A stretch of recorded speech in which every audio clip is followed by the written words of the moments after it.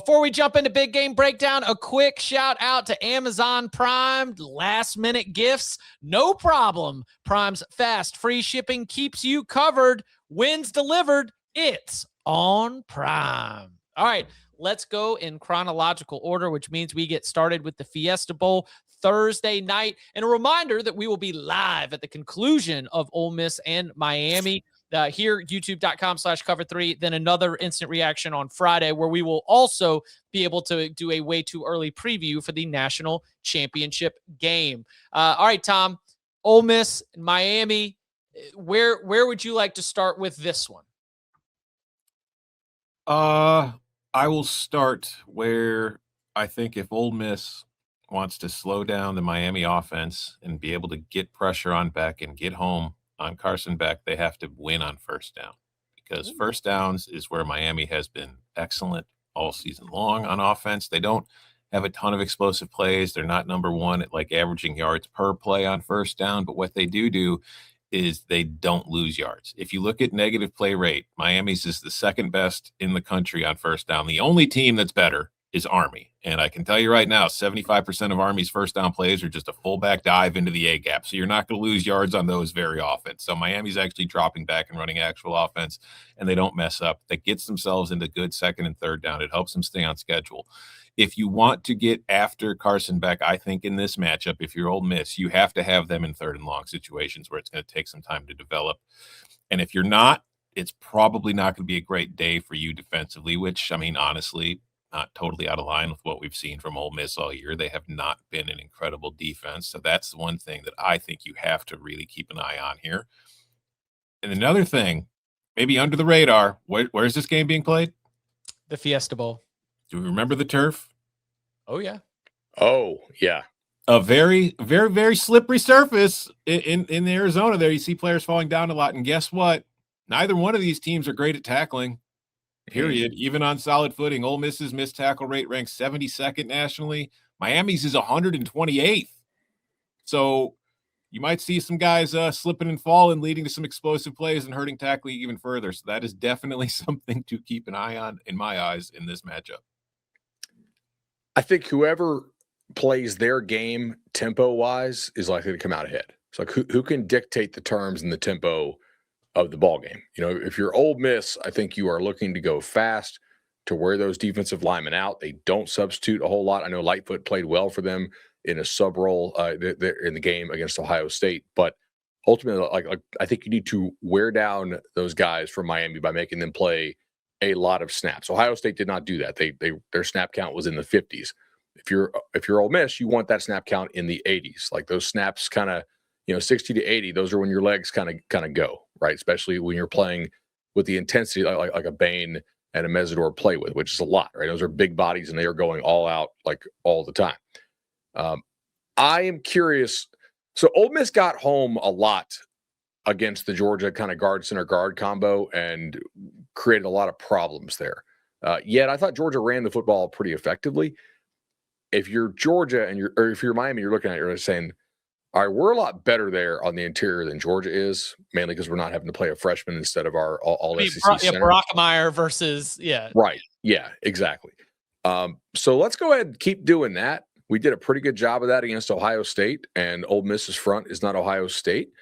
I think if you're Ole Miss, you're like, all right, well, how much do we have to blitz? Can we handle these Miami receivers on the outside, not named Tony, one-on-one? Daniels made one nice catch for them against Ohio State. Other than that, he was kind of quiet. They had some screens and stuff to him. It wasn't like if you're Ohio State, you're looking back at that game. I don't think you're like, oh, he killed us, right? So how much do you blitz, or do you play a little more conservatively and hope that Miami settles for field goals? Because field goals against a team that kind of plays it right by the blackjack card in Ole Miss typically don't get it done. DK?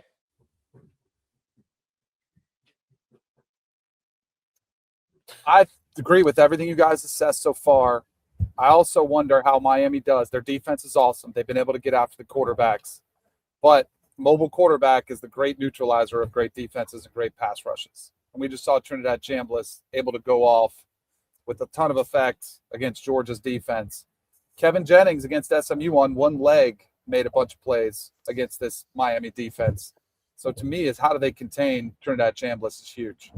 Yeah, I was thinking about that when Tom was talking about the slippery turf, slippery turf and a slippery quarterback. Yeah, Trinidad Chambliss was just dancing around. 0 sacks for the Georgia Bulldogs, and it wasn't as though they didn't have red jerseys chasing after him. They just never brought his ass to the ground. He just always was Houdini out there making plays extended and then getting it done with his legs when he needed to, pushing the ball down the field vertically. And that is the one that, especially paired with tempo, could be the neutralizer for that Miami defensive front. They have 12 sacks in the college football playoff so far, the Miami Hurricanes do. Their pressure rate has been awesome. And they're doing it just mostly 1 through 4. It's very simple. They just let them loose. And I just think, man, that's going to be so interesting to watch and so impactful in the matchup. If Trinidad Chambliss can dance on them the same way that he did against Georgia, well, then you're going to be wearing out that defensive line, have them huffing and puffing, and then paired with some tempo could be very, very dangerous. On the flip side, if Miami can get home and if they can tilt this game a little bit early, well, then that to me feels like a big time recipe for success. A couple of other things to consider here. I do think that the secondary Miami is going to run out there is a lot better than the secondary that Georgia ended up having to play with for most of the game. With the ejections and the injuries? The ejection and the injuries, yeah. Right. So they are probably going to be able to affect Chambliss with fewer guys. So that means they get to keep more guys in coverage, and the guys they have in coverage are better than what Georgia had. So I think that changes how this goes in terms of like limiting your explosives. What I don't know is like how much will Miami blitz. They like to do all that nickel stuff. They may not. They may do that some just to force his hand. Or they may just decide like, hey, we're just going to sit back and make you operate against a 7-man drop. Other thing to think about too, along the same lines on the other side, is does Ole Miss blitz, or they feel like they have to blitz to get pressure on Beck? And if you look at it, because they've been more reliant on it as the year's gone on than a lot of the other teams currently left in the field. In fact, I think all of them. But like Carson Beck has been really, really good against the blitz. He's had 129 dropbacks.